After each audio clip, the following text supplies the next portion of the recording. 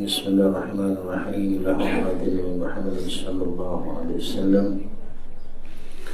وآله الكرام وأصحابه العظام وسيادنا الأكرمين ولوالدي والمسلمين والمسلمات والمؤمنين والمؤمنات والمعلمين والمعلمات شهود الله لهم الفاتحة.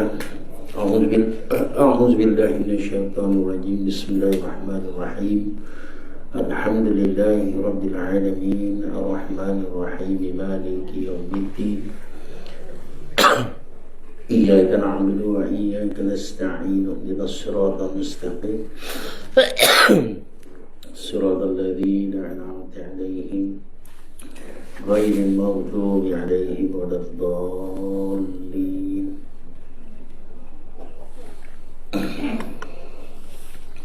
بسم الله الرحمن الرحيم. الحمد لله رب العالمين. إن الحمد لله نحمده ونستعين ونستهدي ونستغفره ونؤمن به ونتوكل عليه ونعوذ بالله من شرور أنفسنا ومن سيئات أعمالنا. من يهده الله فلا مضل له ومن يضلل فلا هادي له. أشهد أن لا إله إلا الله وحده لا شريك له وأشهد أن محمدا عبده ورسوله. اللهم صل وسلم وبارك على محمد الفاتح لما أغلق والخاتم لما سبق والناصر الحق بالحق والهادي إلى صراطك المستقيم صلى الله عليه وآله وأصحابه حق قدره ومقداره العظيم. سبحانك لا علم لنا إلا ما علمتنا إنك أنت العليم الحكيم. رب اشرح لي صدري ويسر لي أمري واحلل عقدة من لساني يفقهوا قولي ولا حول ولا قوة إلا بالله العلي العظيم.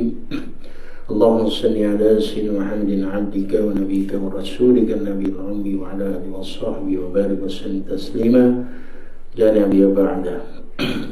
أما بعد. قال الله سبحانه وتعالى في القرآن الكريم بعد أعوذ بالله من الشيطان الرجيم. بسم الله الرحمن الرحيم. والعصر إن الإنسان لفي خسر إلا الذين آمنوا وعملوا الصالحات وتواصوا بالحق وتواصوا بالصبر. Demi masa sesungguhnya manusia ini di dalam kerugian, melainkan yang beriman kepada Allah Subhanahu wa taala dan yang beramal saleh dan yang berpesan-pesan dengan kebenaran dan yang berpesan-pesan dengan kesabaran. Qala Allah Subhanahu wa taala fil Qur'anil Majid. A'udzu billahi minasy syaithanir rajim. Kuntum khaira ummati ukhrijat lin-nas ta'muruna bil ma'ruf wa tanhauna 'anil munkar wa tu'minuna billah. Kamu, yakni umat Nabi Muhammad sallallahu alaihi wasallam, adalah sebaik-baik umat yang dilahirkan kepada seluruh umat manusia, kerana kami menyuruh berbuat segala perkara yang baik dan melarang daripada segala perkara yang salah, serta kamu pula beriman kepada Allah Subhanahu wa taala. Sadaqallahul azim. Qala Rasulullah sallallahu alaihi wasallam, khairukum man ta'allama al-Qur'an wa 'allama. Yang terbaik di antara kamu ialah yang belajar Al-Quran dan mengajarkannya. Qala Rasulullah sallallahu alaihi wasallam, man ahya sunnati faqad ahabbani man ahabbani kana ma'iyya fil jannah. Atau kama qala alaihi salatu wassalam. Assalamualaikum warahmatullahi wabarakatuh. Alhamdulillah, insyaAllah. Pertama sekali terima kasihlah pada surah An-Nur ni jemput. Tak muak-muak kan? Tak berkali dah saya kat sini dah. Seronok pasal apa? Tokek dah boleh hantar. Lagipun memang 3-4 hari ni memang saya ingat nak rehat. Bawa balik daripada umrah sikit. Kotak dia dekat atas sikit lagi atas. Bapa ni badan okey, badan tak demam apa, cuma sesemua sama-sama dah hilang lah, cuma tokak ni sikit dia. Allahumma salli ala Muhammad. Dan kepada semua sekali lah hadirin hadirat muslimat yang dirahmati oleh Allah Subhanahu wa taala sekalian. Allahumma salli ala Muhammad. Sama-sama gitu mengucapkan syukur syukur sebanyak-banyaknya kepada Allah Subhanahu Wa Taala di atas nikmat yang Allah kurniakan kepada kita. Apa nikmat dia? Bukan dapat duit tu kan. Datang ni tu kau pengurusi begini tak ada kan. Kita dapat solat jemaah ni pun dan nikmat daripada Allah. Ya, ganjaran pahala dia masya-Allah berganda-ganda. Dapat solat maghrib berjemaah, masya-Allah, awal waktu ditompek diazankan, masya-Allah. Inilah sunnah Rasulullah sallallahu alaihi wasallam. Berpegang teguh kita dengan sunnah Nabi ni. Nabi kata apa? Man ahya sunnati faqad habbani, man ahabbani kana ma'iya fil jannah. Sesiapa yang menghidupkan sunnah di dalam berarti dia sayang kepadaku, dan sesiapa yang sayang kepadaku dia akan bersama-sama denganku di dalam syurga. Oh, insya-Allah kan. Tuan-tuan yang dimuliakan Allah Subhanahu Wa Taala. Jadi ahli syurga ni pun ada dua kekesalan yang bakal dihadapi. Jangan kata kita dah masuk syurga ni kita dah okey lah. Dah. Ahli syurga pun ada yang menyesal. Pasal satu, tak dapat jumpa Rasulullah. Dia duduk syurga yang paling bawah sekali. Itulah sedikit-sedikit iman yang kita mati disuruh tawak balik. Sedikit iman. Tapi Allah ganjarkan asbab daripada orang yang beriman ni Allah sayang, Allah letak dia kan. Saudara iman. Dalam satu hadis Rasulullah sallallahu alaihi wasallam, iman yang saudara yang ada pada kamu, Allah akan ganjarkan, Allah akan bagi syurga yang besar 10 kali ganda besar dunia. Pernah satu kali, masya-Allah, Jibril alaihi salam dia nak tahu berapa besar syurga ma'wa ni. Syurga yang dianugerah kepada umat Nabi Muhammad yang besar 10 kali besar dunia ni. Dia kata Allah tak pergilah kau cek. Tentang Jibril ni dia ada berapa bapak? 3 kaki pasang. 3 kaki kanan, 3 kaki kiri. Betul tak kan? Sekali dilipeh satu kopak je, sepasang kopak. Sekali dilipeh 500 perjalanan. Dia tak payah apa dia jalan. Sekali dilipeh jalan 500 tahun perjalanan. Ada kan? Dia gunakanlah. Dia nak tahu berapa besar di syurga yang besarnya 10 kali ganda besar alam ini. Bagi orang yang beriman, yang bawa balik iman sebesar darah dia. Dia pun hayun dah. Satu lopes pasang sepasang, lopes pasang sepasang, habis 3 kali pasang. Dia mana? Jibril ni bukan dia macam kita lah kan. Nanti dia konek, dia makhluk Allah, dia tetap konek dia berehat dalam satu pokok dalam syurga. Pokok tu tentang nak keliling bayang dia pun ambil masa ulama bagi tahu 70 hingga 100 tahun. Besar tak pokok tu? Jibril besar tak? Kepala dia kat lagi, kaki bawah. Besar Jibril ni kan, duduk dalam bawah pokok tu lagi besar daripada dia kan. Jadi dia bertanya kepada Allah, bagaimana usahaku, ya kan? Usahaku untuk mengetahui besarnya syurga ma'wa ni. Lalu Allah pun berfirman kepada Jibril, kata apa? Allah kata apa tentang apa yang kau dah lakukan ini, Masya Allah, tak sampai pun 1/100. Besar tak tuan-tuan? Besar.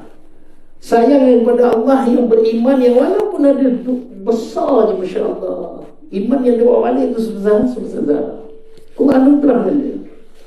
Tapi syurga ni duduk yang paling bawah je ni.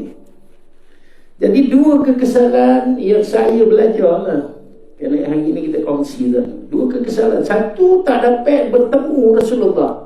Jangan kata bertemu, sekampung pun tak boleh duduk, seolah rumah pun tak boleh. Itu kesalahan pertama. Kesalahan yang kedua, subhanallah, ahli syurga ni, dia melihat antara satu sama lain, satu keluarga. Dia tengoklah orang buat ni, ahli syurga ni, dia tengok, orang tu bahagia betul dia dengan keluarga. Ada 20 orang anak, 20 anak dia buat sama dalam syurga. Sedangkan dia yang bertanya tu tadi, dia ada 10 orang anak, 2 anak aja boleh masuk. Yang 8 tu tak tahu mana boy dia. Kat akhirat besok ada dua ya. Syurga dengan aku. Tak masuk syurga, masuk dengan aku. Dua orang yang dia dapat berjaya, suami isteri ni bawa anak dia 2 orang ni. 8 tak tahu lagi mana ni. Lalu dia pun bertanya, cerita ni ada surah At-Tur. Surah At-Tur. Ayat yang ke-20 hingga 26. Maka melihat-lihatlah, bertanya-tanyalah orang ni macam mana dia boleh buat masuk. Kerana di dalam satu keluarga yang ada 20 anak, keseluruhan ahli keluarganya menikmati nikmat yang ada dalam syurga. 26, ayat yang 26 jawapan dia. Apa jawapan dia? Dia bertanya, macam mana kau boleh bawa kau seluruh ahli keluarga kau ke dunia? Lalu orang yang berjaya dibawa keluarga dia, insya-Allah. Dia pun menjawab, ketika di dunia dulu aku risau, sentiasa merisau tentang anak-anak aku semua, ahli keluarga aku, supaya tidak menderhaka kepada Allah Subhanahu Wa Taala. Jadi ibu, ayah, insya-Allah, anak-anak pun kita kena perhatikan apa dia buat. Walaupun dia dah bosan panjang tentang kan, lebih-lebih lagi pula anak ni pengalaman hidup saya. 7 boleh, 8 boleh, 19, 20, 21. Ni ibu-ibu, ayah kena berhati. Kerana apa? Anak yang umurnya 17 hingga 21 ni sedang mencari identiti dia. Yang dikatakan pakai psikologi ni krisis identiti. Anak ni nak jadi apa? Identiti nak apa jadi apa? Orang sekolah tak berapa pandai. Kan? SPM, lingkup. Dan ada kerja kilang. Ada kan? Kerja kilang tak kira lah, kerja apa pun. Jadi dia sedang mencari apa dia nak buat untuk masa depan dia, untuk menjamin masa depan yang lebih cerah, yang lebih terjamin. Di situ ketika itu dia mencari, dan ketika itu bergantung kepada suasana di mana dia duduk. Kalau dia duduk dengan mak rempit, confirm dia jadi mak rempit. Itu ada. Kalau dia duduk dengan rockers, confirm dia jadi rockers.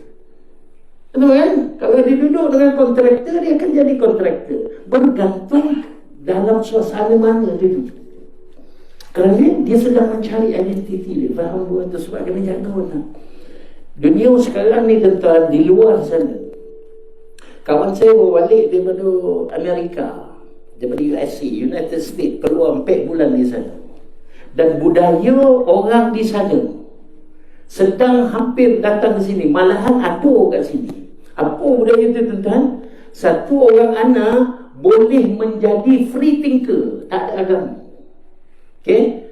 Ketika di dalam bilik dia pun boleh jadi. Kerana apa tuan-tuan? Ni benda ni. Ya? Dia nak tanya persoalan-persoalan hidup. Tuhan ni ada ke tidak? Kan? Dia mencari kan? Dalam buku. Salah apa? Salah website dia, salah blogger je, itu yang akan membentuk fikiran dia. Tidak mustahil hari ini anak-anak boleh jadi free thinker hanya dalam bilik. Ini dah banyak berlaku di Eropah, di Amerika, di Australia. Jadi kita tak nak. Ya. Jadi ayat-ayat Al-Quran yang kita baca selama hari ini perlu kita amalkan. Dan supaya kita tahu apakah tindakan kita sebagai mak bapa untuk mengawasi anak kita. Walaupun dia dah besar panjang, jangan biarkan dia datang. Kita kena tahu anak ni campur dengan siapa dia berkawan, dia buat apa, keluar ni dia jumpa siapa. Kena tahu. Allahumma salli ala Muhammad, Allahumma salli ala Muhammad. Jadi itu dah insya-Allah kan, syukur kita dapat kita hari ini insya-Allah. Menambahkan iman kita, menambahkan insya-Allah ketaatan kita kepada Allah Subhanahu Wa Taala. Kan, ibu, ayah, saya rasa perjumpaan kita yang lepas-lepas ni saya ada bekalkan satu doa. Dah hafal ke belum doa? Dia dah tanya kan? Kena. Surah Al-Ahqaf ayat 5 boleh. Dah hafal ke belum?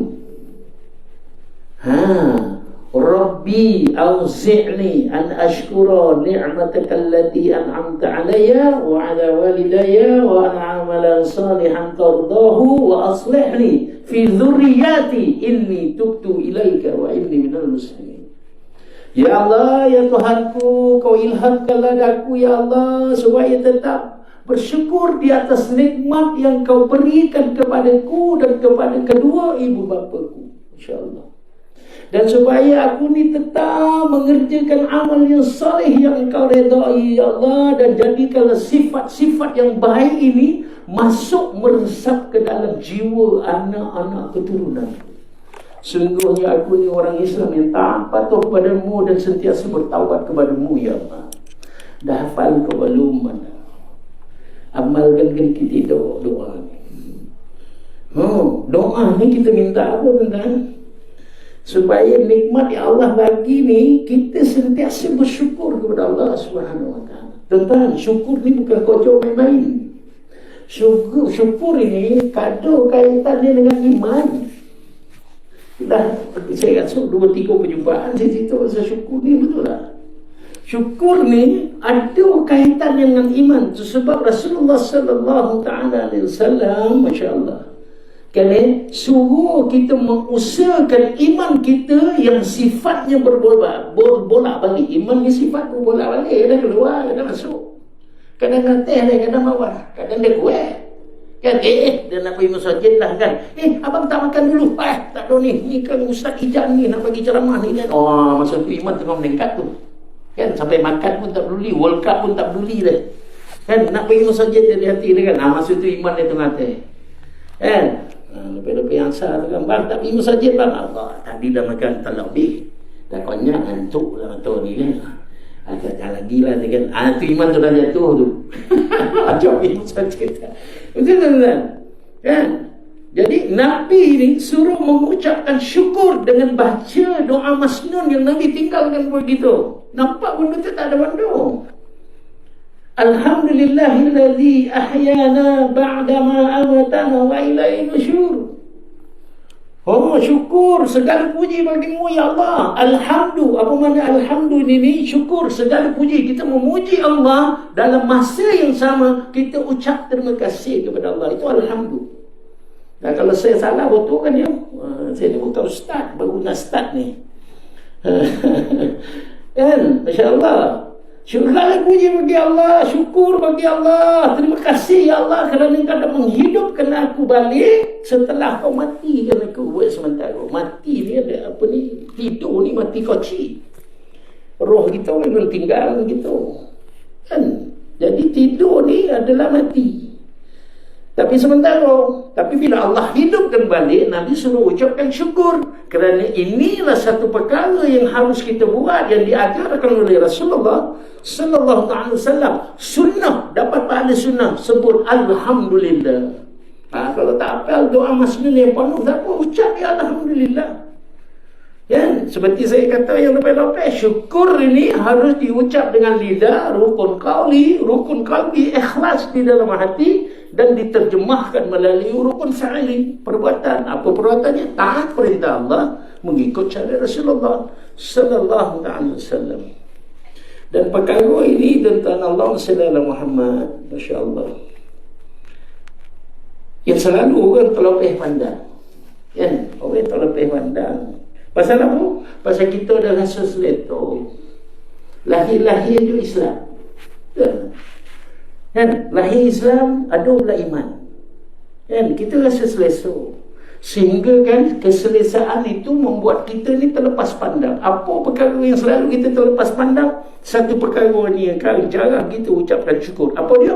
Menjadi umat Nabi Muhammad sallallahu alaihi wasallam yang dikatakan oleh Allah Subhanahu wa taala. Gelaran ini kita perolehi daripada Allah, bukan manusia tentang. Kuntum khaira ummati ukhrijat linnas. Kamu, yakni umat Nabi Muhammad sallallahu alaihi wasallam, adalah umat yang terbaik aku lahirkan untuk semua manusia. Kuntum, tuan-tuan, bukan Allah kata antum. Antum ini satu kumpulan yang kecil kalau mengikut nahwu surah. Nak belajar nahwu tak? Belajar itu belajar. Kuntum, antum ini satu golongan yang kecil. dan kemungkinan ditujukan kepada para sahabat Rasulullah sallallahu alaihi wasallam. Tapi Allah kata kuntum ini satu jumlah yang besar, satu kumpulan yang besar. Siapa dia? Kita ni umat Nabi Muhammad sallallahu alaihi wasallam. Kita ni tuan-tuan umat yang terbaik. Umat yang terbaik yang diistihar oleh Allah Subhanahu wa taala sejak dahulu kala, dan perkara ini diketahui oleh semua nabi. Bukan dalam Al-Quran je. Benda ni, pengistiharan ini telah berlaku lama dah. Allah dah beritahu. Ketika Nabi Adam AS nak minta ampun kepada Allah atas dosa dia, tuan-tuan, Masya Allah. Dia nak minta ampun, dia gunakan nama siapa? Dia tengok dekat pintu syurga tu, La ilaha illallah Muhammadur Rasulullah. Dia bertawassul dengan Rasulullah sallallahu alaihi wasallam untuk minta ampun. Allah terima pengampunan dia kerana Rasulullah. Jadi Rasulullah ni pasti ada umat. Masya Allah. Apa yang ada pada diri Rasulullah itu semuanya terbaik. Hebatnya Rasulullah sallallahu alaihi wasallam, hebatnya para nabi daripada Nabi Adam alaihissalam sampailah Nabi Isa alaihissalam. Semua nabi ada hebat dia kan, ada mujizatnya, ada kelebihannya, betul kan? Semua orang tahu. Dan tuan-tuan, dikumpulkan semua kehebatan para anbiya ini, para nabi-nabi alaihissalam, dikumpulkan keseluruhan kehebatan ini ada dalam satu batang tubuh Rasulullah sallallahu alaihi wasallam. Nabi Isa boleh hidup dan mati. Nabi tak ada. Lebihnya Nabi Muhammad sallallahu alaihi wasallam pasti boleh. Dialah Nabi yang terbaik. Allah dah istiharkan tu. Dialah kekasih aku. Ya Allah Nabi Ibrahim. Ya Allah Nabi Ibrahim doa apa? Ya Allah ya Tuhanku, kau istiharkan aku, kau jadikanlah aku ni sebagai kekasihmu ya Allah. Allah jawab apa? Tak boleh. Nabi Muhammad itu kekasih aku. Para anbiya Nabi semua kekasih Allah. Tapi yang terlebih kekasih Allah, yang tinggi daripada itu adalah Rasulullah sallallahu alaihi wasallam. Tak boleh. Lalu Nabi Isa cakap apa? Kalau tak boleh jadi kekasih kau ya Allah, tak jadi Nabi pun tak apa ya Allah, kau jadikanlah aku umat Nabi Muhammad sallallahu alaihi wasallam. Ini tuntutan daripada Nabi Ibrahim alaihissalam. Nabi Musa pun macam tu juga. Nabi Isa berdoa pun begitu juga. Dan semua kebanyakan Nabi berdoa untuk menjadi umat Nabi Muhammad sallallahu alaihi wasallam. Tak jadi Nabi tak apa ya Allah, jadikan aku umat Nabi Muhammad sallallahu alaihi wasallam. Kerana mereka ini semua tahu tentang kelebihan yang Allah bagi kepada umat akhir zaman ini, yang dikatakan umat yang terbaik. Nabi kita, Nabi yang terbaik. Sahabat-sahabat Nabi adalah sahabat-sahabat yang terbaik. Apa yang pada ada diri Nabi itu semuanya terbaik. Termasuklah kudanya, kuda yang terbaik. Betul kan? Untanya, baka yang terbaik. Keldainya, keldai yang terbaik. Tangannya yang terbaik, kakinya yang terbaik, kepalanya yang terbaik, mata, telinga, hidung, segala yang ada pada Nabi itu terbaik. Termasuklah sahabat radhiyallahu ta'ala anhum jema'in, masya-Allah, adalah yang terbaik. Jadi tuan-tuan, Nabi Muhammad sallallahu alaihi wasallam ada umat. Umatnya punlah umat yang terbaik. Sebabnya daripada Nabi kita, Nabi terbaik, kita jadi umat yang terbaik. Apa kelebihan umat yang terbaik ini tuan-tuan? Sehingga dicemburui oleh semua para anbiya. Kita adalah lahir terakhir. Kan? Umat Nabi Adam Nabi Isa dia lahir dulu. Kita lahir umat yang terakhir. Tapi besok nak masuk syurga, masuk siapa dulu? Umat yang terakhir ni masuk dulu. Umat yang dahulu masuk kemudian. Betul tak? Bila Nabi nak embuskan nafas yang terakhir, malaikat Israel nak tarik nyawa Nabi. Ya? Kan malaikat mau datang dulu, Israel datang. Siti Fatimah cakap, baik bapak aku tak sihat, dia tak nak jumpa orang lagi, dia tutup. Lalu Nabi cakap, siapa yang datang tu? Ontah, seorang pemuda, handsome. Kan? Fatimah, kau nak tahu tu siapa tu? Itulah malaikat maut yang mencabut kenikmatan dunia ini. Menangis Siti Fatimah. Lalu yang kali kedua dia datang tu, Siti Fatimah jemput dia masuk. Subhanallah, jumpa Rasulullah. Jibril tak bersama dengan kamu ke? Jibril dengar daripada langit tentang Nabi sebut nama dia tetap terus turun, tak menunggu masa yang lama. Terus turun. Ya Rasulullah, aku dah sampai, insyaAllah. Rasulullah kata apa? Masya Allah, apakah hak aku di hadapan Allah? Oh, menurut firman yang aku dengar daripada Allah Subhanahu Wa Taala, sekarang ni pintu langit sedang terbuka, segala makhluk rakyat di langit ini sedang menunggu, sedang bergembira menunggu roh kau datang di sana. InsyaAllah. Rasulullah tak gembira lagi tentang. Rasulullah tak gembira, muka dia muncul, Masya Allah. Jibril tahu, kenapa Rasulullah kau tidak happy ke? Kau tidak gembira ke mendengar berita ni? Nah, bagaimana keadaan umat aku? Oh, Jibril terpinggung dia dengar pasal umat dia. Nak mati pun ingat pasal umat kita ni. Jadi Allah pun berfirman kepada Jibril, Masya Allah, apa firman? Menurut firman yang aku dengar daripada Allah Subhanahu Wa Taala, diharamkan umat yang terdahulu masuk syurga sehingga umatmu habis masuk syurga. Itu orang masuk syurga. Dalam syurga ni tuan-tuan ada 120 saf. Kenapa saf? Kita bayangkan macam kita solat ni ada saf lah, kan? Tapi barisan-barisan dia, subhanallah, 120 saf. Tahu tak, untuk umat Nabi Muhammad yang sedikit ini, jika nak dibandingkan dengan umat-umat yang terdahulu, jangan cerita Nabi Adam, Nabi Shu'aib, Nabi-Nabi yang lain, kita tengok Nabi Nuh. Nabi Nuh umur berapa? Dia buat dakwah je 950 tahun, betul tak? 83 orang ni yang ikut dia. 950 tahun tuan-tuan buat dakwah. Jadi umur berapa? 1000 lebih. Purata 1000 tahun umur umat dia. Kalau nak dilonggokkan keseluruhan umat Nabi Nuh, ramai tak? Ramai daripada kita. Habis Nabi-Nabi yang lain, kaum-kaum dia, Nabi dan umat-umat dia lagi ramai. Nak dibandingkan dengan umat Nabi Muhammad sallallahu alaihi wasallam yang hidup 1500 tahun. Berapa korang lah? Sikit dia.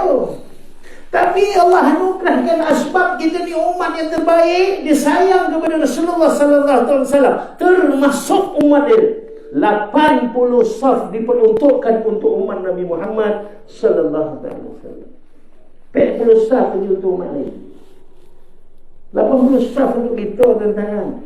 Soalan ni, tanya pada diri kita, adakah kita duduk di dalam 80 saf? Apa kelebihan lagi, tuan-tuan? InsyaAllah banyak kelebihan. Satu amal dapat bergandung-gandung. Tak dapat pergi haji umrah, kan? Nakkan pahala orang pergi haji umrah, ni nak pahala, kan? Kita tak ada duit, nak pergi haji, apa tak lagi umrah, apa tak lagi haji nak pergi, kan? Tapi boleh tak dapat pahala haji umrah? Boleh. Tapi kenalah buat amal sikit. Apa amalan? Selepas subuh tu jangan bangun lagi, zikirlah, kan? Bacalah Quran. Bila sampai waktu Isra, bangun, buat 2 rakaat. Pahala umpama haji dan umrah. Ini kelebihan umat Nabi Muhammad, dia tak ada pada umat yang lain. Wah, ini diorang ni cemburu, tuan-tuan. Masya Allah, banyak lagi perkara. Kelebihan umat Nabi Muhammad sallallahu alaihi wasallam. Lagi sahabat, la yukallifullahu nafsan illa wus'aha, laha ma kasabat wa 'alaiha maktasabat. Allah akan turunkan beban, ujian yang mampu umat Muhammad ini tanggung. Umat dulu, Allah tak bagi can, tuan-tuan. Kau sanggup kata sanggup, inilah dia beban yang kau harus pikul. Kau buat salah, tolong Allah sapu. Tak dengar cakap Nabi Lut, Allah telungkupkan bumi. Bumi zaman dulu. Habis musnah umat Nabi Lut. Kita hari ini berapa banyak kita derhaka dengan Allah, tuan-tuan. Bayangkan penduduk dunia ni berapa?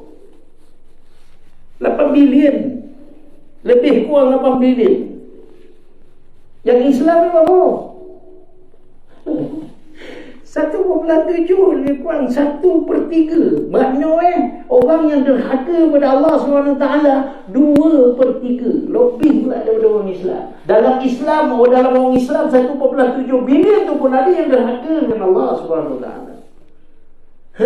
Tak ada orang terlungkup kena. Allah bagi peluang lagi. Masya Allah, cari peluang, Masya Allah. Buatlah pahala, bertaubatlah kepada aku. Kau sebut je nama aku, Ya Allah, Ya Tuhanku. Ampunkanlah dosaku, Ya Allah. Banyak dosaku, Ya Allah. Malaikat pun tahan dosa, doa. Malaikat tahan doa ni ada dalam satu hadis. Nabi ceritakan kepada para sahabat. Allah tahan asbab daripada orang ni banyak buat dosa. Baru hari tu dia nak bertaubat. Jadi malaikat itu tahan. Jadi Allah dah dengar dah hamba dia bertaubat kepada Allah SWT, menyebut nama dia, Ya Allah, Ya Rabb. Dia kata.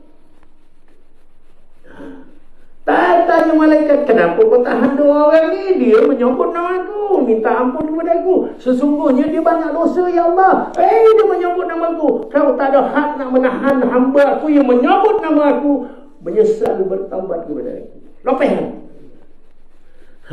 sayangnya Allah Subhanahu Wa Taala kepada umat Nabi Muhammad sallallahu alaihi wasallam. Hari itu insya-Allah. Sebab Nabi ajarkan kita kepada syukur. Syukur ini bukan perkara kecil, tuan-tuan. Tapi syukur ini ada ramuan dia. Nak bersyukur ni, hari ini cerita pasal ni. Kelebihan umat Nabi Muhammad sallallahu alaihi wasallam, Allah bagi rahmat sehingga boleh menyebut syukur itu. Bersyukur kepada Allah SWT di atas nikmat gitu bagi. Itu sebab dalam doa ini ibu-ibu ayah kena apa? Rabbi auzi'ni, Ya Allah, Ya Tuhanku, kau ilhamkanlah kepadaku supaya sentiasa aku bersyukur kepadamu di atas nikmat yang kau bagi kepadaku dan kepada kedua ibu bapaku. Syukur. Tentang orang bersyukur ni sedikit ya, tak ramai. Walaqad Allahumma salli ala Muhammad. Walaqad makkanakum masyaallah fil ardi waja'alna lakum fiha ma'ayish qalilan ma tashkurun. Allah sesungguhnya Allah sudah mengaturkan bagimu, yang dia berpangkat kaya insya-Allah. Apa juga status kehidupan dia, Allah dah aturkan di dalam penghidupan dia insya-Allah. Dan juga Allah akan aturkan segala perjalanan hidup dia supaya kamu bersyukur. Qalilan ma tashkurun, maka sedikit sahaja yang bersyukur. Satu hari insya-Allah Sayyidina Umar bin Khattab ketika dia menjadi khalifah, dia bertawaf. Ada riwayat kata dia bertawaf, ada riwayat mengatakan dia di pasar. Tapi tak kisah apa pun, dia bertemu dengan seorang. Dia bukan terlintas, tapi dia terserempak dengan seorang yang tua. Orang tua ni buat apa tuan-tuan depan Kaabah? Subhanallah. Allahumma ja'alni minal khalil. Allahumma ja'alni minal khalil. Allahumma ja'alni minal khalil. Nabi Sayyidina Umar bin Khattab radhiyallahu ta'ala anhu terperanjat tu. Dia keliling Kaabah tu bertawaf sampai ke orang tua tu, itulah doa. Pusingan yang kedua sampai ke orang tua tu, itulah doa, Allahumma ja'alni minal khalil, Allahumma ja'alni minal khalil. Apa maknanya? Ya Allah, Ya Tuhanku, kau golongkan aku, kau letakkan aku di dalam golongan yang sedikit. Doa orang tua tu, Allahumma ja'alna minal khalil. Jadi Umar pun dah habis tawaf, dia jumpa tuan tu, ya si fulan, insya-Allah, aku dengar daripada tadi kau doa Allahumma ja'alni minal khalil. Ya Allah, kau letakkan aku di dalam golongan yang sedikit. Kenapa aku berdoa begini? Lalu orang tu tengok Umar, tanpa kelip mata. Umar, kau tak baca Quran ke? Tu ayat yang tadi dia baca. Dia bacakan ayat walaqad makkannakum fil ardi waja'alna lakum fiha ma'ish qalilan ma tashkurun. Menangis Umar tentang orang tua tunggu dia. Kau tak baca Quran ni. Bersyukur ini hanya sedikit sahaja orang. Bersyukur ini ada kaitannya dengan iman. Syarat utama nak masuk syurga adalah iman. Tak ada iman, tak dibenarkan. Subhanallah. Kan? Jadi Nabi ni dah tinggalkan kepada umat akhir zaman ni, dia katakan umat yang terbaik ni. Syukur ini adalah sunnah Rasulullah sallallahu alaihi wasallam yang harus kita amalkan. Celik je biji mata, alhamdulillah ya Allah, hidupkan aku ya Allah. Kau masya-Allah, kau suruhlah aku untuk bertaubat kepada-Mu ya Allah. Kau suruh aku tingkatkan lagi iman aku ya Allah dengan mentaati perintah Kau, mengikut cara Rasulullah sallallahu ta'ala alaihi wasallam. Dan syukur ada ramuan. Macam kita nak masuk lomak cili padi, kita sak lomak cili api, apa ramuan yang pertama? Ni tanya orang perempuan dah. Makanan lain sampodeh pun ada, taruh cili padi. Apa yang ada? Yang pertama lah yang menjadikan dia kuning tu, kunyit sebab botak mana dah. Mesti nak kunyit hidup. Barulah cili padi. Tapi cili padi jangan pakai yang Thailand tu yang panjang-panjang tu tak. Kan aroma lain. Kalau pakai yang kampung itu kotak-kotak tu kan, aroma itu sedap. Kan kelapa janganlah pakai santan kotak. Kan porang tangan kan, air tangan kita tu kono kat suami kan, ayo yang sayang dia. Dia jadi sayang. Masuklah bawang putih, tengok lampu ikan kita nak masak ayam tu, betul kan? Ramuan itu cantik, jadi orang datang makan, orang cakap apa? Padu dia. Betul kan? Begitu juga dengan syukur. Nak padu kita punya syukur terhadap Allah Subhanahu Wa Taala di atas nikmat yang Allah kurniakan kepada kita. Ada ramuan ni. Doa rukun qalbi. Ucapkan dengan lidah. Alhamdulillahi Rabbil Alamin, ataupun Alhamdulillah, ataupun syukur. Dan ucapan dengan lidah ni haruslah melalui rukun qalbi, rukun hati ni. Dalam hati, ikhlas di dalam hati. Kan? Kita belajar cakap, mak bapak kita cakap senang, kita dah kecil kita dah belajar. Tapi bab hati ni kita belajar tak? Hati ni jangan main. Letak iman kat situ, Allah letak kat situ. Jadi kita kena belajar macam mana nak dapat ikhlas. Apabila kita tidak kenal dengan Allah, macam mana kita nak ikhlas di dalam hati. Di setiap apa pun niat perbuatan kita, dapat ke kita ikhlas. Kalau tidak, kita tidak kenal kepada Allah Subhanahu Wa Taala. Jadi ilmu yang berkaitan dengan hati ni ilmu apa? Tauhid. Rukun 20 apa ni, sifat 20 belajar. Sekarang ni bukan sini yo, masya-Allah, banyak tempat lagi. Masjid surau sekarang sangat-sangat kurang. Nak mengajar ilmu tauhid ni, masya-Allah kan, sifat 20. Kono. Nanti saya cakap dengan Zul, insya-Allah. Cari ustaz yang boleh mengajar Misbahul Munir, untuk kitab tu bagus. Kitab Misbahul Munir, masya-Allah, penjelasan kan apa itu syarak, apa itu agama, apa itu ini, dan sifat 20. Tentang ilmu fiqh ni, ini fardu ain. Tauhid ni fardu ain. Fardu ain ni wajib bagi semua mukallaf. Kita ni mukallaf lah. Apa syarat-syarat nak jadi mukallaf? Yang pertama berakal, betul kan? Pertama berakal. Yang kedua baligh, cukup umur. Yang ketiga dengar seruan agama. Dia dengar seruan agama yang dibagi kepada dia, dia dengar. Yang ketiga, dia boleh mendengar ataupun dia boleh melihat. Ni umpet. Kita ada tak dalam umpet ni? Berakal memanglah kita kan. Balik, semua dah balik ni. Cuma anak yang kecil tu je, mungkin belum balik lagi. Selamat dah dia. Yang ketiga, dengar seruan agama tu tadi. Kalau katakanlah orang Cina belum masuk Islam, ada tak dia? Dia dengar tak seruan agama? Kat Malaysia dia dengar. Dia melihat ataupun dia mendengar. Makna orang Cina tu pun dia pun mukallaf. Besok dia mati, besok kena tanya dengan Allah. Tak boleh tak masuk Islam tu kan. Sedangkan kalau dah ada umpet perkara ni, yang wajib bagi engkau untuk belajar fardu ain. Fardu ain ni apa? Tu lagi ilmu fiqh, ilmu tauhid, ilmu tasawuf. Ni tiku ni fardu ain. Jangan buat saja. Kalau aja nak mengenal Allah, ilmu tauhid, nak mengesahkan Allah Subhanahu Wa Taala, masya-Allah. Nak betulkan hati, ni ilmu tasawuf. nak bersihkan hati. Barulah duduk diam Allah ke dalam tu. Barulah ada iman. Kita nak letakkan iman ni, tak ada ganggu gugat tu. Pasal hati dia bersih. Dia ilmu yang kita belajar, ilmu tauhid, ilmu tasawuf. Tentang ilmu tauhid ini, Masya Allah, kenapa kita perlu belajar? Kerana kita nak mencari kesilapan. Lebih-lebih lagi kesilapan dalam hidup, dalam kesilapan amal ibadat kita. Selama hari ni aku sembahyang ni botol tak ni kan? Kan? Itu fiqh kita nak cari. Kan? Fardu ain kalau ada fiqh, Masya Allah, wajib kita belajar macam mana contoh salat. Apa contoh? Rukun sembahyang, rukun solat. Berapa? 3 walih. Mazhab Syafi'i ada 3 walih. Yang pertama berdiri, yang berkemampuan berdiri, Masya-Allah. Yang kedua niat, yang ketiga takbiratul ihram. Dan setiap daripada perkara ni kena tahu juga takbiratul ihram ni macam mana kan. Lepas tu surah Fatihah dan seterusnya sampailah tertib yang terakhir, Insya-Allah. Kan? Lepas tu syarat sah solat, yang membatalkan solat. Dia belajar. Lepas tu akhir sekali, Masya-Allah, macam mana Nabi solat.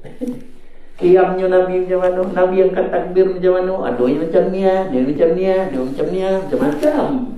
Tapi Nabi buat macam mana? Kerana ibadat yang tidak mengikut cara Nabi, Allah tak tengok. Mesti nak ikut cara Nabi. Dan cara Nabi ini bergantung pada suasana tempat. Dia ada berbagai. Itu sebab ada mazhab. Mazhab Syafi'i, mazhab Hanbali, mazhab Hanafi, mazhab Maliki, Masya-Allah. Dan empat-empat ni kita boleh ikut kalau tahu cara kan. Contoh kan, Allah silalah Muhammad. Ilmu fiqh ni tuan-tuan, kalau kita tersilap di dalam solat, rukun solat, syarat solat kita langgar, tak apa, kita masih lagi belum solat, dapat dosa. Tapi jangan ilmu akidah, ilmu tauhid. Silap kita, rusak akidah kita, ni bahaya. Kan? Jadi kena belajar ni fardu ain. Tiga ilmu ni wajib setiap mukallaf belajar.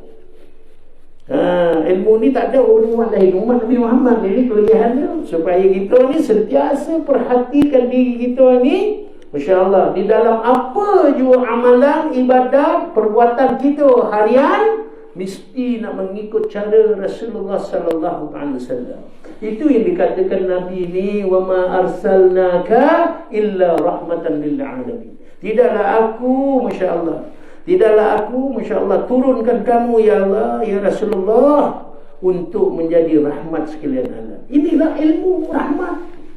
Supaya kita dapat berjaga-jaga, Masya-Allah, menyempurnakan solat kita, memperbaiki amal ibadat kita dari masa ke semasa. Masya-Allah. Dan melalui perbuatan syukur, melalui mulut, rukun qalbi, ikhlas di dalam hati, insya-Allah akan diterjemahkan melalui rukun fi'li, perbuatan kita. Dia akan jadi taat perintah Allah. Orang yang bersyukur kepada Allah, dia akan taat perintah Allah. Dan perintah Allah ini harus kita mengikut cara Rasulullah sallallahu alaihi wasallam. Tak ada cara lain dia. Kalau tidak, sia-sialah. Kan dan 4 tahun dah baru dah solat, takkan tak betul lagi dia solat dia. Wah, confident dia. Saya dulu anak imam. Kan kita orang ni kan, kita rasa kan iman ni boleh diwarisi. Iman tak dapat lambek masa tu. Kumpulan rakyat dia keluar lagu tu. Tu yang saya tak faham tu. Kan? Nah, sedangkan iman ini harus kita usahakan sendiri. Dengan ini anda kena belajar. Allah sallallahu Muhammad. Bersyukur kepada Allah Subhanahu wa taala. Apabila perkara ini, subhanallah, berlaku secara serentak, asbab daripada kita faham dengan ilmu yang kita belajar itu, syukur kita ini diterima oleh Allah Subhanahu wa taala. Lalu Allah meletakkan kita di dalam golongan yang dikatakan apa? La in syakartum la azidannakum. Kamu bersyukur dengan aku akan tambah nikmat lagi. Wala in kafartum inna azabi lasyadid. Kau kufur dengan aku akan azab. Mana satu kita nak? Itu nak tambah nikmat lah. Jadi bersyukur dengan sebenar-benarnya bersyukur kepada Allah SWT dengan cara kita mengikut sunnah Rasulullah, wasiat ajaran Rasulullah sallallahu alaihi wasallam, masya-Allah. Mudah-mudahan kita dapat memperbaiki cara hidup kita. Subhanallah, Allahumma shalli ala Muhammad. Tuan-tuan, contohlah pada diri saya ni. Gaji saya ni bukan gaji anak. Saya kata 20,000 sebulan. Bukan bermain, tuan-tuan. Saya boleh tunjuk saya gaji. Gaji minimum saya 50,000. Kalau tak masuk dalam balang tu kan, dah bayar 50,000 sebulan. 50,000 sebulan je mana bayar. Apa kita boleh bayar? Apa kita nak lepas kita bayar? Lepas ya? Subhanallah. Tapi apabila sesuatu perkara tu, nikmat yang Allah bagi, kita salah gunakan, Masya Allah, makin lama kita jauh dengan Allah SWT. Ini berlaku pada diri saya. Jadi apabila mak saya ni dia, Masya Allah, dia doakan saya sampai 30 tahun. Cuba ibu-ibu doa ke tu, pakai tu surah Al-Ahqaf tu. Lagi sekali saya datang besok, saya nak test orang-orang hafal tak doa. Ayah pun jangan ketinggalan. Dia semua nak kena tanya. Pasal doa ni diamal bukan saja mak saya doa, dah. Para ibu ulama, ibu dia orang ulama sebelum dia jadi ulama, inilah doa yang doa amal. Surah Al-Ahqaf ayat 15. Supaya kita ni sentiasa bersyukur, minta kepada Allah. Orang tak syukur ni, wala'in kafartum inna azabi lasyadid. Kamu kufur dengan aku, tidak bersyukur dengan aku akan hantar kamu. Allahumma salli ala Muhammad. Jadi tuan-tuan, perempuan yang dimuliakan Allah Subhanahu wa taala, itu satu bab baru, itu baru mukadimah. Ni baru nak mula ni. Ini baik apa ni kalau saya ni kamu cakap ni ambil. Okay, baiklah. Kan kita tahu ini secara ni pengalaman hidup saya ni kan. Dia sudah dulu cari-cari mana.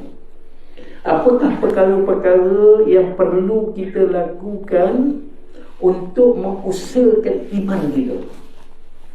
Iman yang Allah anugerahkan sejak azali. Kita lahir je Allah bagi Islam, Allah bagi iman tadi.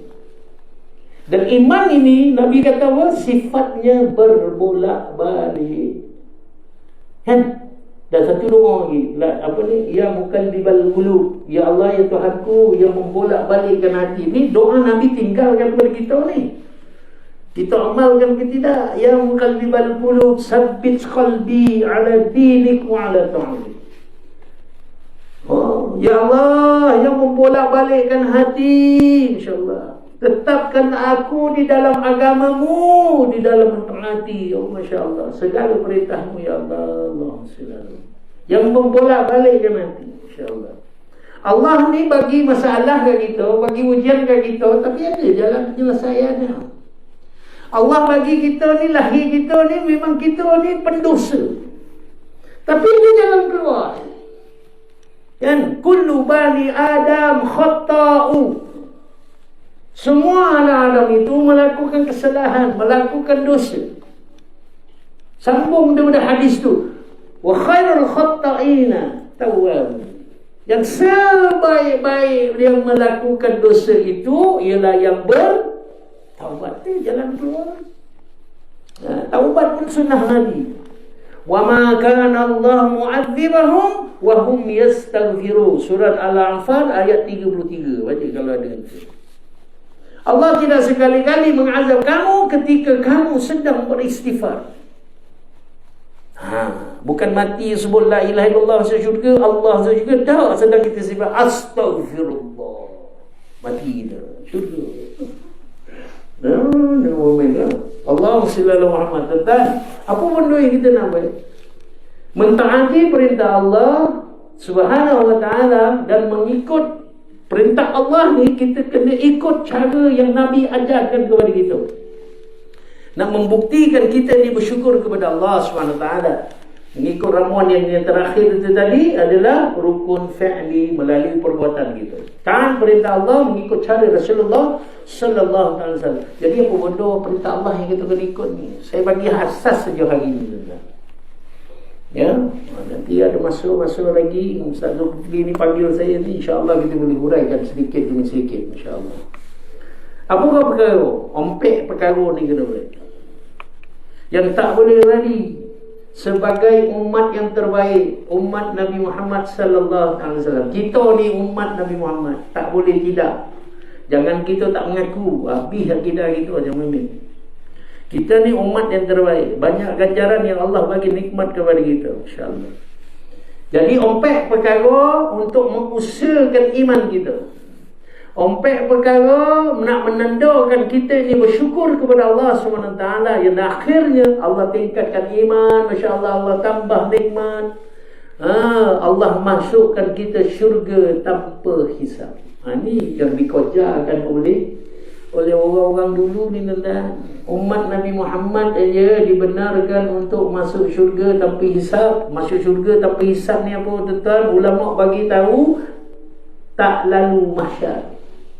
Mahsyar ni tahu tak mahsyar? Tahu, tuan-tuan. Ketika itu Allah sedang murka kepada hamba-Nya yang tidak mentaati perintah dia. Orang yang taat pun kono ya tepi.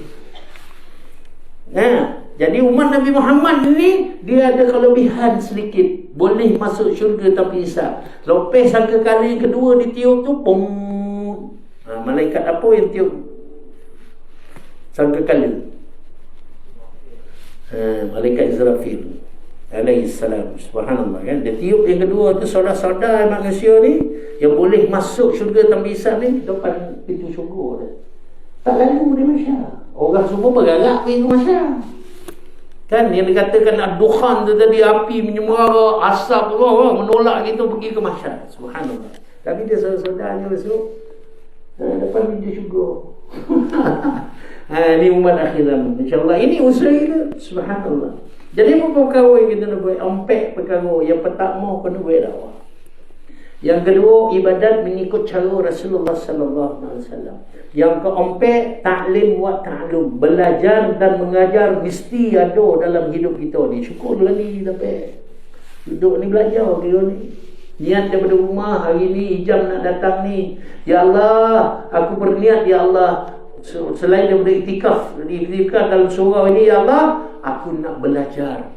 Melalui pengalaman yang Ijam nak kongsikan nanti, aku nak belajar tentang. Jadilah tuan-tuan ni sebagai seorang pelajar. Apa kelebihan dia? Kerja lagi, insya-Allah. Ta'lim wa ta'lum, belajar dan mengajar. Dan yang keempat, khidmat. Ni semua sunnah Nabi belaka ni. Dakwah, kenapa kita kena buat dakwah? Pasal Nabi kita buat dakwah. Kan? Dan di umat akhir zaman ini, masya-Allah, kau nak buat dakwah. Apa dalilnya? Kuntum khaira ummati ukhrijat linnas. Kamu umat Muhammad sallallahu alaihi wasallam adalah umat yang terbaik. Aku lahirkan untuk semua manusia. Kenapa kita jadi yang terbaik? Sambungan daripada ayat tu. Ta'muruna bil ma'ruf wa tanhauna 'anil munkar wa tu'minuna billah. Kerana kita mengajar orang kepada ma'ruf, kepada kebaikan, dan mencegah kepada keburukan, munkar. Supaya kita jadi orang yang beriman. Iman juga lagi. Jadi kita dibenarkan untuk berdakwah. Amal ma'ruf nahi munkar adalah dakwah.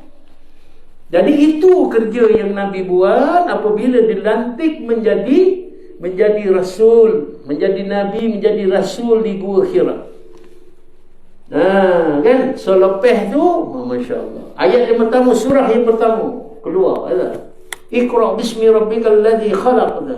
Baca dia paluk. Dipaluk oleh Nabi di Gua Hira tu kan. Dipaluk. Baca tu kan. Aku tak ngerti baca tu. Baca dia. Masya-Allah. Lalu keluarlah 5 ayat. Iqra bismi rabbikal ladzi khalaq, khalaqal insana min 'alaq, iqra wa rabbukal akram alladzi 'allama bil qalam, 'allamal insana ma lam ya'lam. Insya-Allah itu surah yang pertama keluar. Ya, selepas beberapa bulan selepas itu, masya-Allah. Belum confirm lagi Nabi dia iqra tu, baru bayangan, kabinet bayangan baru. Belum confirm, Agung belum endorse lagi tu, kan? Menjadi rasul, tapi bayangan tu dah ada. Dialah calonnya, kan? Bulan selepas itu Nabi risau, wahyu yang kedua tak turun. Risau dia. Doa daripada Allah turun dia. Apa turun? Surah yang kedua apa? Ya ayyuhal mudaththir. Kan? Wahai orang yang berselimut. Masya Allah, domam Nabi kan. Wahai orang yang berselimut, ya ayyuhal mudaththir, qum fa'anzir. Bangun kamu, keluar bagi peringatan. Peringatan tentang apa? Fakabbir. Kuntum khaira ummati, ya Allahumma shalli ala Muhammad. Ya ayyuhal mudaththir, qum fa'anzir wa rabbaka fakabbir. Peringatan tentang apa? Tentang kebesaran Rabbmu. Itulah perintah dakwah.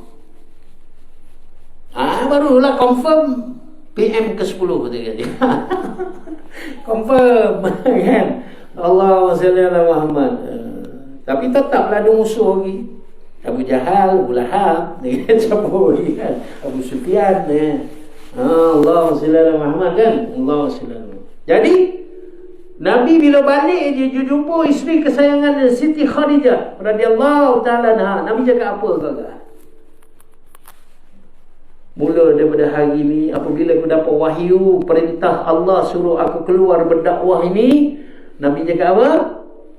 Mula daripada hari ini tidak ada seorang pun ahli keluarga Nabi dan umat aku, Masya Allah, untuk berehat. Tak ada masa untuk berehat lagi. Dia makna dakwah dan dakwah dan dakwah. Tuan-tuan, dia dimuliakan Allah Subhanahu Wa Taala. Kerja dakwah ni tuan-tuan, Masya Allah. Saya ambil contoh diri saya lah, pengalaman hidup, Masya Allah. Saya dulu nak belajar ilmu, tuan-tuan, tapi masuk tak ada. Kan, kita sibuk nak cari duit je. Sibuk cari duit, tuan-tuan. Nak belajar ni, nak ngaji pondok, tak dapat. Nak pergi madrasah, cari guru, nak belajar talaki, tak dapat. Tapi bila satu hari sahabat saya ajak saya keluar 3 hari. Ali ekspedisi dengan Ustaz Najib. Ini 2 orang ni, subhanallah, sahabat saya yang saya tak akan lupa jasa ni sampai akhirat, subhanallah. Ngajak saya keluar 3 hari. Sedangkan saya ketika itu menanggung hutang 1.4 juta. Mungkin saya dah cerita dah kat sini dah kan. Saya hutang 1.4 juta dengan bank. Masalah ni serabutkan saya hampir 2 tahun. Dipendekkan cerita. Jadi macam mana nak menyelesaikan masalah ini? Berdoa kepada Allah, minta mak saya doakan kepada Allah. Jadi Allah turunlah 2 orang ni, Ustaz Najib ni keluar 3 hari. Dalam hati tu cakap, aku ni masalah apa ajak keluar 3 hari. Kita tak tahu lagi kan. Jadi bila keluar tuan-tuan, subhanallah, kita duduk dengan ulama dalam jemaah dakwah ni tuan-tuan. Dia ada kategori manusia. Salah satu sebenarnya pasti ada ulama. Maulana Wan Helmi ni ulama. Hadis dalam kepala 5,000. Lepas tu dia alim dalam bidang-bidang yang tertentu, fiqh, tauhid, semua dia tahu dah. Jadi orang alim, kita duduk dengan orang alim ni, subhanallah tuan-tuan. Duduk dengan ulama ni tuan-tuan, dunia khair, dia kebaikan ni, subhanallah, Allah lihat sampai dekat mahsyar besok. Kita senyum je dengan ulama, boleh menjamin kita masuk syurga. Walaupun dosa kita ni banyak yang melayakkan kita masuk neraka. Asbab daripada senyum je dengan ulama, walaupun satu saat, itu pun boleh menghindar, mengelakkan kita daripada masuk neraka. Yang sepatutnya masuk neraka, tapi asbab Allah ni sayang mencari kelebihan kita, mencari kebaikan kita. Senyum dengan ulama walaupun satu saat, boleh tukar haluan pergi ke syurga. Subhanallah. Ini kelebihan ulama. Jadi saya, Masya Allah, satu pagi tu dalam sembahyang subuh tuan-tuan, Masya Allah, saya mencari jalan ni, Allah macam mana lah jalan ni. Tak sedar-sedar sebenarnya Allah nak kabulkan doa umat dia, selesaikanlah masalah dia. Jadi ulama ni kata apa? Maulana Helmi ni kata, dibacakan ayat a'udzubillahi minasyaitanir rajim. Ya ayyuhalladzina amanu in tansurullaha yansurkum wa yuthabbit aqdamakum. Firman Allah SWT yang bermaksud, wahai orang-orang yang beriman, apabila kamu membantu agama Allah, Allah akan bantu kamu dan Allah akan menguatkan lagi tapak keimanan kamu. Bantu agama Allah, Allah akan bantu kamu. Saya dalam keadaan terdesak tentang hutang bank. Apa yang saya buat, berfikiran positif. Subhanallah, inilah jalan yang Allah tunjukkan kepada aku. Saya ikut jemaah tabligh keluar 10 hari, 40 hari. Tiap-tiap tahun bulan Ramadan saya keluar 40 hari. Satu hari itu tentang apabila kita mentaati perintah Allah, mengikut cara yang Nabi tinggalkan kepada kita, iaitu keluar berdakwah untuk membantu agama Allah. Wa man yattaqillaha yaj'al lahu makhraja. Apabila kamu bertawakal, bertakwa kepada aku akan bagi kamu jalan penyelesaian. Wa yarzuqhu min haitsu la yahtasib. Aku akan bagi rezeki kepada kamu dengan jalan yang kamu tidak sangka-sangka. Selesai masalah dia, tuan. Selesai, tak ada saya keluar duit satu pun. Selesai macam mana? Kita tunggu lain kali tazkirah lagi, insya-Allah. Kena yakin dengan Allah. Allah ni sayang kat kita. Kita je ni nak buat perkara-perkara yang Allah sayang, Nabi sayang. Apa yang Allah, perkara yang Allah sayang, Nabi sayang? Taatlah perintah dia. Dan perintah Allah ni ikut cara Nabi, tak boleh cara lain. Jadi dakwah salah satu daripada dia. Lebih-lebih lagi pula orang lelaki ni. Dia tak boleh lah berdakwah, tak ada tauliah dah. Lebih 1400 tahun dulu dah bagi kita tauliah dah. Yang kat dunia ni kuliah apa ni, tauliah Negeri Sembilan, Selangor, tiap-tiap negeri tu kat dunia ya. Yang tak boleh itu ceramah ke masjid, kan? Ceramah ke surau, kuliah, tak boleh mengajar agama. Tapi luar daripada masjid boleh, kerana kita dah ada tauliah yang Nabi tinggalkan kepada kita. Apa tauliah dia? Balighu anni walau ayat. Sampaikan dariku walau sebaris ayat. Itulah tauliah itu. Jangan kita cakap kita tak ada tauliah. Makna seluruh umat Nabi Muhammad, Masya Allah, ni nak kata ni ulama beritahu wajib buat dakwah tu kan. Fardu atas fardu dakwah ni. Kenapa kita kena buat dakwah? Pasal Nabi kita buat dakwah. Nak selamat kita, nak jadi umat kita pulang kembali kepada Allah Subhanahu Wa Taala sebagai umat yang terbaik. Apa ganjarannya? Masuk syurga tanpa hisab, tak lalu masyarakat. Kena buat apa? Kena buat dakwah. Tak ada apa yang bercakap, gunakan akhlak. Bawalah akhlak yang baik. Janganlah maki orang, jangan marah-marah orang. Ya, budak-budak main kali dekat masjid kat surau kan, mulalah kita menyumpah. Tak boleh. Dia bujuk, dia cakap cara baik. Apa saja perkara kemungkaran yang berlaku depan mata kita ni, walaupun orang mabuk, orang berzina ni, dengan penuh kasih sayang kita datang kepada dia, dakwahkan kepada dia kepada kebaikan. Hari ni tengok surau ni, ramai tak orang? Tak ramai. Pasal orang yang tak datang masjid ni, dia tak tahu apa kelebihan masjid. Tuan-tuan ni atas dorongan Allah ni. Allah bagi hidayah, taufik tentang rahmat kasih sayang Allah. Mungkin ada kebaikan yang lain yang kita dah buat ni, Allah lorongkan kita dapat pergi masjid. Dapat 1000 kira. Allah ampunkan dosa orang pergi surau, duduk dalam majlis ilmu, Allah ampunkan dosa. Allah bagi pahala 1000 kira, tu bekalan kita. Tapi sebagai umat Nabi Muhammad tak boleh kita memikirkan diri sendiri. Kena dakwah. Ini yang usaha jemaah tabligh buat, rumah ke rumah. Itu dipanggil ziarah. Salah satu perkara sunnah Nabi yang membawa sampai ke syurga. Ini yang berkosar tu, dia tak dapat ziarah Nabi. Apa dia?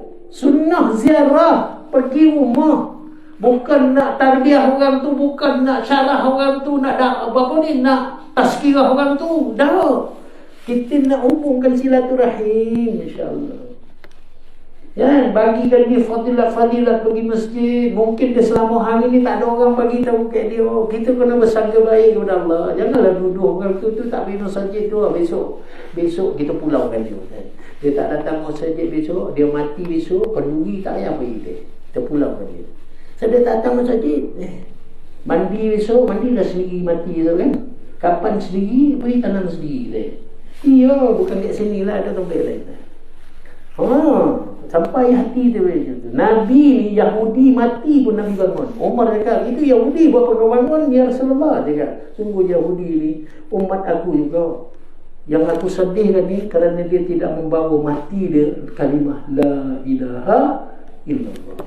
Dia kata Allahumma salli ala Muhammad. Abdullah Ubay, siapa dia? Ketua munafik di Madinah, masya-Allah. Kan?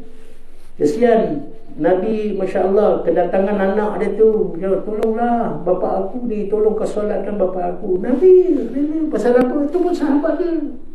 Tinggal lagi dia munafik. Sayangnya Nabi ni salatkan dia sehingga ditegur oleh Allah Subhanahu wa taala. Itu Nabi tak baik. Tapi sifat kasih sayang Nabi Subhanallah. Kan? Jadi dakwah kenapa kena baik? Kerana Nabi baik. Kerana apa Nabi baik? Bila Nabi baik kita kena baik. Allah nak ampunkan dosa Allah, nak laih kasih sayang Allah. Qul in kuntum tuhibbunallaha fattabi'uni yuhibbukumullah wa yaghfir lakum dhunubakum wallahu ghafurur rahim. Qul, kau katakan Muhammad kepada seluruh umatmu, kalau kamu sayang kepada Allah, ikutlah aku, nescaya Allah akan sayang kepada kamu dan Allah akan ampunkan dosa-dosa kamu. Sungguhnya Allah ini Maha Pengampun lagi Maha Mengasihani. Ikut Nabi, Allah ampunkan dosa. Apa dia? Sunnah dia Allah ikut. Man ahya sunnati faqad habbani, man habbani kana ma'i fil jannah. Siapa yang menghidupkan sunnahku, sayang padaku, dan siapa yang sayang padaku, dia akan bersamaku dalam syurga. Salah satu nikmat yang bakal ahli syurga ni nikmati adalah ketika dapat berjiran dengan Nabi pun cukuplah. Dapat tengok Nabi daripada jauh pun cukuplah. Hati ni bahagia dah. Dalam syukur tuan. Tadi macam saya cakap kan, aduh tak dapat jumpa Nabi. Daripada jauh pun tak boleh nampak. Aku kau sayangku. Menyesal juga tuan. Allah SWT Muhammad. Dakwah kena buat dengan akhlak. Kata yang baik-baik, nasihat, jomlah kan. Hari ni hijab datang ni. Dulu dia penyanyi rock, sekarang dia dah berubah, dah hijrah. Meh kita dah nak cerita dia. Kan mudah-mudahan ada manfaat dekat kita. Kan nanti pujuk anak dia, pujuk jiran gitu. Inilah dakwah Nabi yang terbaik sekali, dakwah ni. Kan? Bagi saya dah ikut jemaah tabligh. Saya rasakan jemaah tabligh yang terbaik. Inilah kaedahnya. Ada jalan kaki kerana nak ambas. Nabi pergi ke Taif, dari Mekah pergi ke Taif lebih kurang 90 km. Nabi jalan kaki. Kenapa orang Nabi jalan kaki? Sedangkan Nabi ada kuda yang terhebat. Baka kuda Nabi, unta dia, keldai dia, semua Allah bagi yang terbaik. Tapi kenapa dia pilih jalan kaki? Ada kata Zaid bin Harithah. Dia punya anak angkat dia, masya-Allah, sahabat dia, teman dia. Kerana tuan-tuan, kenapa Nabi pilih jalan kaki? Insya-Allah kerana dia Rasulullah sallallahu alaihi wasallam tidak mahu barang sesiapa pun satu umatnya terlepas daripada dakwah dia. Kalau dia naik kuda laju, terlepas tak? Tak sampai dia nak tengok kemah ke apa ke, ada umat dia. Kalau dia jalan kaki, wih, ada kemah. Kan ada kemah kat ujungnya. Nampak tahrir Zaid dia kan, nampak dia, jom kita pergi kat dia. Ajak dia berbaikan. Betul tak kan? Kalau dia naik kuda, laju kuda dia, tak lepas dah. Ini sebab jemaah tabligh dia ada jemaah pedal dia pergi. Jemaah pedal, jual jalan kaki. Sementara nak ambil keberkatan usaha Nabi itu jalan kaki pergi ke Taif. Asbab daripada perkara itu berlaku, tuan-tuan. Hari ni tengok bumi Taif. Saya bawa balik daripada umrah ni. Baru 3 hari balik. Jumaat subuh tu lagi sampai. Subhanallah. Nanti saya ceritakan ya. Ini dakwah Nabi. Kena buat. Walaupun sebaris ayat, gunakan akhlak yang terbaik, ayat yang terbaik supaya wujudkan kasih sayang. Sekurang-kurangnya kita doakan orang tu. Jangan jumpa orang tu. Dulu dogi tak nak cakap, tak nak donga cakap aku kan bega kau ni kan, mampu lah kau. Itu bukan cara Nabi. InsyaAllah kau waktu hati dia kan ya kan. Yolah bang, waktu tak apa dah ya. Kan Nabi ni umat dia walaupun bukan Islam pun dia doakan dengan kita sama doa. Ya Allah, bagilah hidayah pada jiran aku ya Allah. Bagilah hidayah ni. Kau pun minta doa. Kan? Okey, yang kedua. Yang kedua, ibadat mesti ni ikut cara Nabi. Semua perintah Allah ikut cara Nabi. Minum perintah Allah tak? Perintah Allah.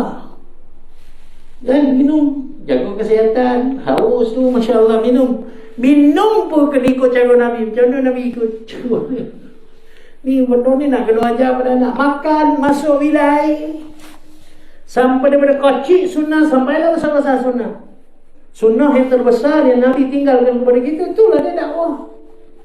Ibadat tak mengikut cara Nabi, takut-takut Allah tak terima. Ibadat tak boleh ikut adat.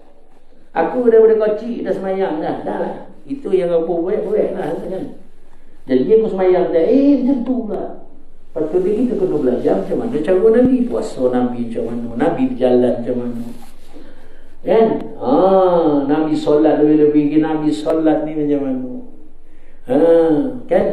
Makan, minum, mandi macam mana, duduk, Nabi cakap duduk, makan, minum. Melainkan dua benda je kita disunatkan minum, makan, berdiri. Apa dia? Makan buah dan air Zam-Zam. Dah berdiri sampai malam lalu. Dua tahu tak? Masuk bilik air, kenapa kaki kiri? Keluar bilik air, kenapa kaki kanan? Ada sebabnya. Yang Nabi tidak ceritakan supaya dia nak umat dia taat je. Masya Allah. Akhir-akhir ni saintis buat kajian tentang kehebatan sunnah Nabi Muhammad SAW sehingga dia pun masuk Islam. Kenapa masuk makan duduk? Makan, minum, duduk. Melainkan air Zam-Zam dengan makan buah yang boleh berdiri. Kerana bila masuk je makanan tu tentang, dia ada satu ruang untuk menapih makanan air itu tadi, selain daripada air Zam-Zam buah, kan? Ditapih, dah bersih, baru dia masuk dalam usus besar, barulah dicerna. Lepas tu menjadilah pemakanan tu darah dan disebarkan ke seluruh badan kita. Sebab hari ini penyakit banyak datang daripada mana tuan-tuan? Daripada perut, kan? Sebab kita ni tak ikut sunnah, macam-macam lah penyakit datang. Pasal makanan tu, minuman itu tidak ditapis terlebih dahulu sebelum dicerna. Mesti ditapis tu. Nak buka injap bokeh tu, nak tapi tu, nak buka injap itu, kena duduk. Hari ni yang saintis masuk Islam. Semua tu ada tu. Kaki kiri, masuk kaki kiri, kerana kaki kiri, kaki kanan, tangan kiri, tangan kanan, belah kiri, belah kanan badan kita. Watak dia berbeza. Watak tu orang karakter.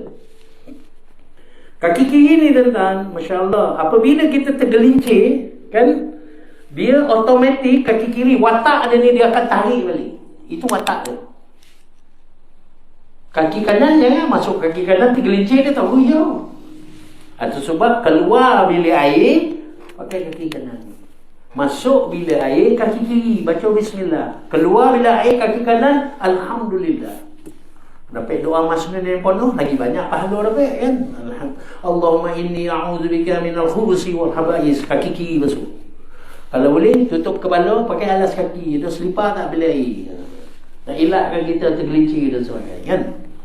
Itu sunnah. Jangan berlama-lama dalam bilik air, Nabi kata, kan? Sesungguhnya itu adalah rumah syaitan. Syaitan ini boleh menipu kita di dalam kebaikan. Ulama akan bagi tahu 70,000 cara. 70,000 cara. Oh, bukan sikit.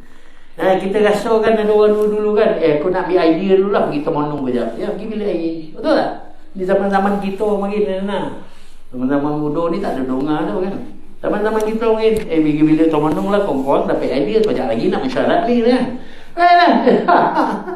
Nabi kata jangan berlama-lama lah bilik air. Nanti kau mulalah dia datang ilham macam-macam pun tu.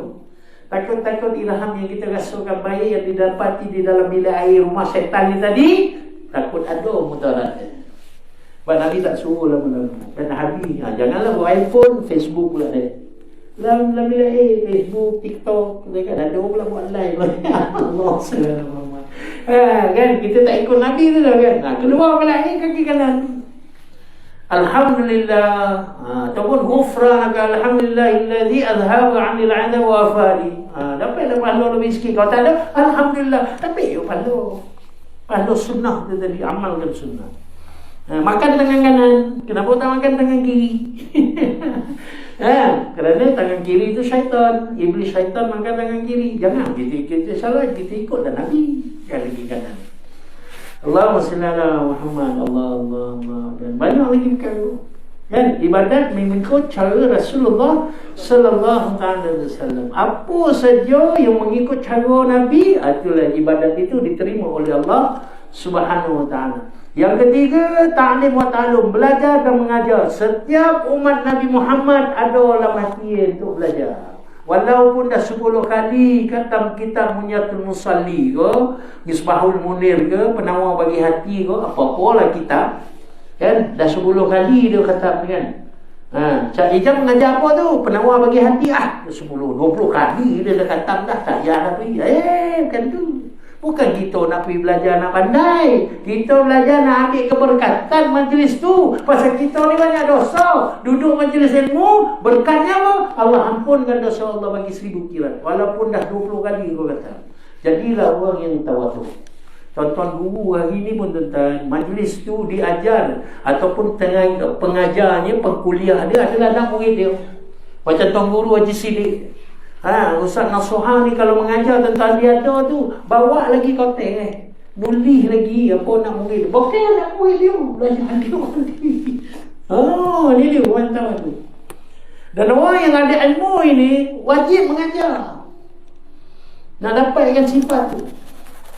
Sifat mengikut sunnah Rasulullah sallallahu alaihi wasallam, insya-Allah. Dan yang keempat, ini yang terakhir, khidmat. Tuan-tuan, khidmat ni jangan kita pandang rendah. Sebab orang khidmat ni siapa contoh?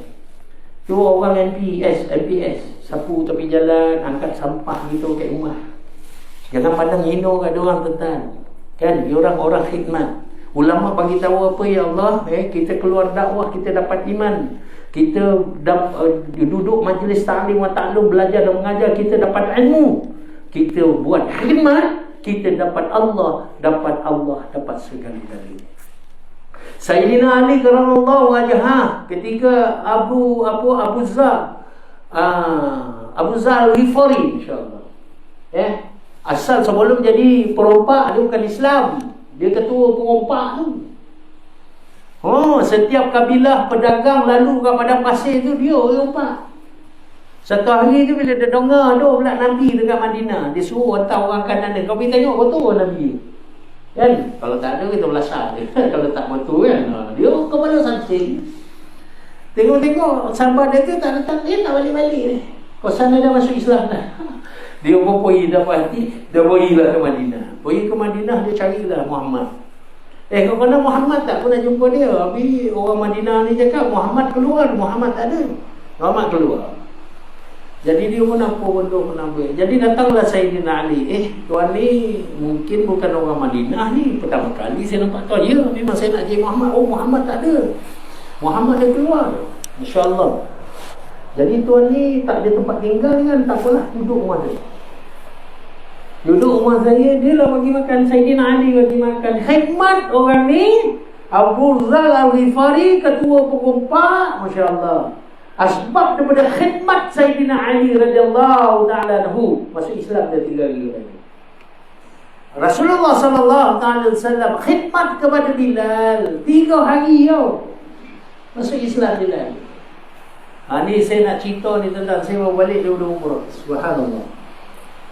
Sampai jugalah pergi ziarah sahabat saya yang meninggal, subhanallah, di depan makam Rasulullah sallallahu alaihi wasallam. Dengar kita kan 2018. Peristiwa ni berlaku mengikut orang Madinah, tuan-tuan, dan pelajar-pelajar Universiti Madinah, budak Malaysia. Masa Badrul Munir ni, Badrul Munir budak Malaysia, dia budak Perak, tuan-tuan, tapi dia khidmat kepada madrasah. Kerja dia apa? Dia khidmat kepada madrasah, ulama' dan budak ma'al tafiz. Budak ma'al tafiz ni dia khidmat apa? Kerana dia cuci jubah budak-budak ni kan? Lepas tu dia uruskan visa. Dia pakar menguruskan visa bagi budak-budak tafiz yang nak hafal Quran, nak belajar, nak buat alim keluar negara. Dia buat visa. Ulama' apa saja. Ulama' nak motor, nak beli motor, nak cari motor, apa saja masalah dia selesaikan ulama' ni. Tuan-tuan guru macam mana. Dan saudara-saudara dia pun dia khidmat juga. Siapa pun saudara 2-3 pagi ada masalah, telefon dia, tak pernah dia kata tidak untuk menolong, membantu saudara-saudara dia ataupun sahabat-sahabat dia ataupun sesiapa saja. Dia khidmat seorang. Badrul Munir nama dia, umur dia 41 tahun.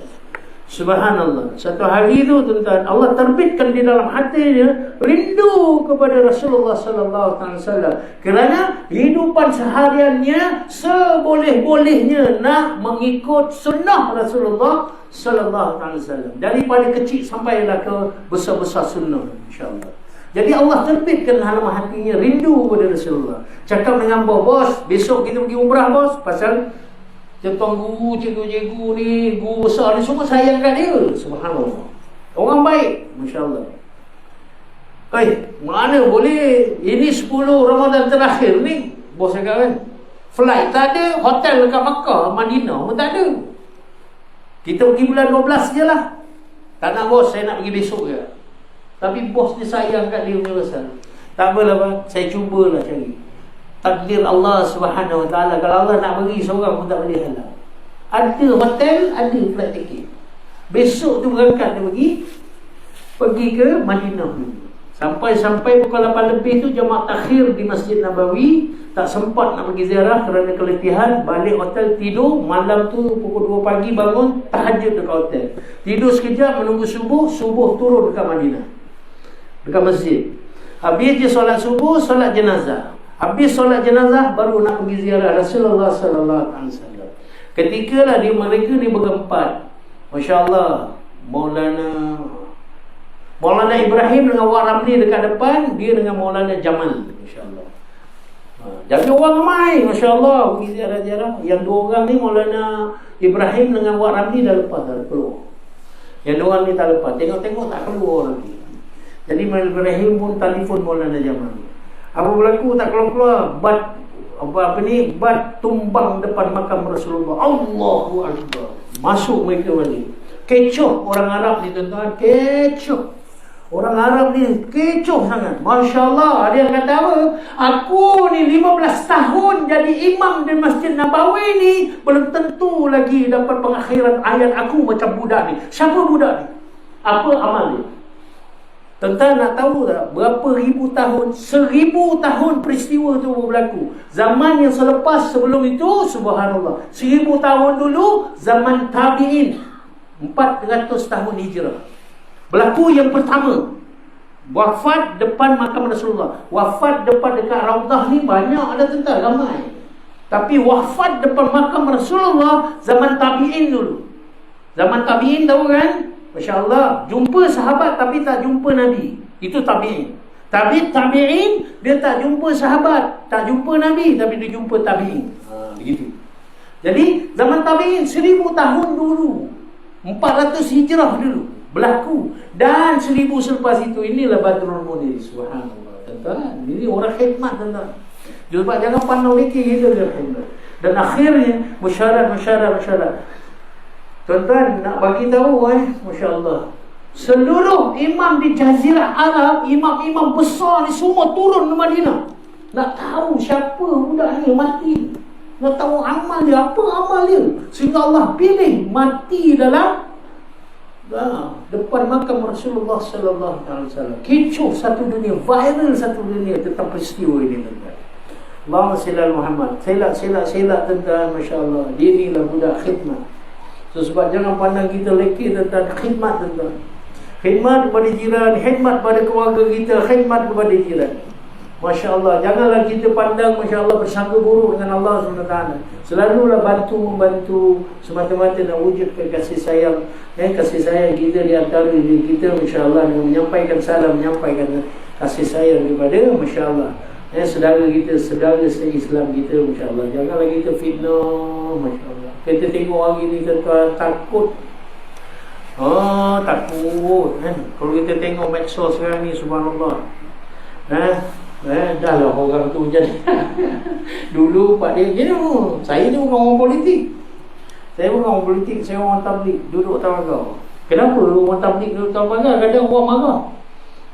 Takkan dengan amal je boleh selesai masalah.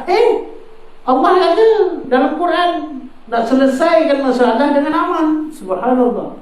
Jadi oleh kerana kita ni, kenapa kita duduk atas pagar, tidak ke sini, tidak ke sana? Kerana apabila kita datang pagar, kita jadi neutral. Mana-mana pun kita boleh pergi untuk berdakwah. Kalau kita berpatian tuan-tuan kan, kalau aku ni orang UMNO, aku tak suka orang PAS. Lantak kau lah, biarlah kau mati. Betul-betul kita tak nak konsep itu. Pasal Rasulullah tak buat macam tu, Masya Allah. Jadi dialah Masya Allah, kerana kita khidmat kepada masyarakat sekeliling kita, khidmat kepada umat Nabi Muhammad sallallahu alaihi wasallam. Dengan bersangka baik pun dikira khidmat, Masya-Allah. Jangan kita menuduh orang tu, menuduh orang ini, lebih-lebih lagi pula dalam keadaan politik kita, Masya-Allah hari ini tentang jaga mulut, jaga jari-jari kita, untuk kita hantarkan maklumat-maklumat dalam social media ni kena jaga, Masya-Allah kan.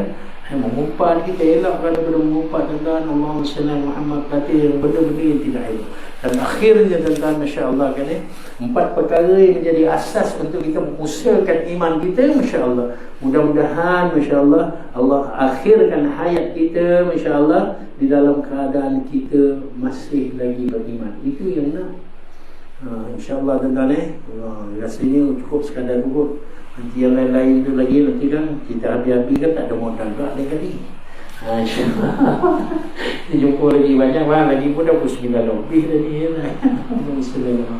Jadi insyaAllah mudah-mudahan apa yang kita dengarkan itu, insyaAllah kita jadikan iktibar, kita dapat amalkan, kita dapat sampaikan, dan kita berdoa kepada Allah mudah-mudahan kerana perkongsian hari ini kita dapat manfaat, kita dapat faham untuk kita amalkan agama ini secara sempurna. Wallahu a'lam. Dan saya minta maaf kalau ada kesilapan, ada masih yang lebih kesilapan dan ditutur kata saya, perbuatan saya mengecilkan hati tentang itu di atas kelemahan diri saya. Saya minta maaf ujung sambung ujung kaki. Dan insya-Allah kita terima kasih lagi sekali kepada Zulkifli, kepada Surah An-Nur yang menjemput saya. Mudah-mudahan kita bertemu di lain kali. Wallahu a'lam. A'udzubillahi minasyaitonir rajim. Bismillahirrahmanirrahim.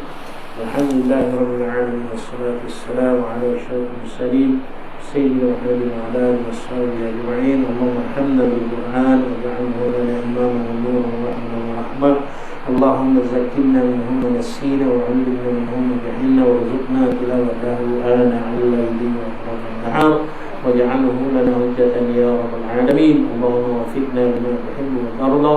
اللهم وفقنا لما تحب وترضى. اللهم وفقنا لما تحب وترضى من القول والعمل والفعل والنية والحلم والهدى. اللهم ردنا ورد المسلمين إلى دينك ردا جميلا. اللهم اجعلنا من عهد شفاعة سيدنا محمد صلى الله عليه وسلم. ربنا آتنا في الدنيا حسنة وفي الآخرة حسنة وقنا عذاب النار. وصلى الله على سيدنا محمد وعلى آله وصحبه وبارك وسلم. الحمد لله رب العالمين. السلام عليكم ورحمة الله وبركاته.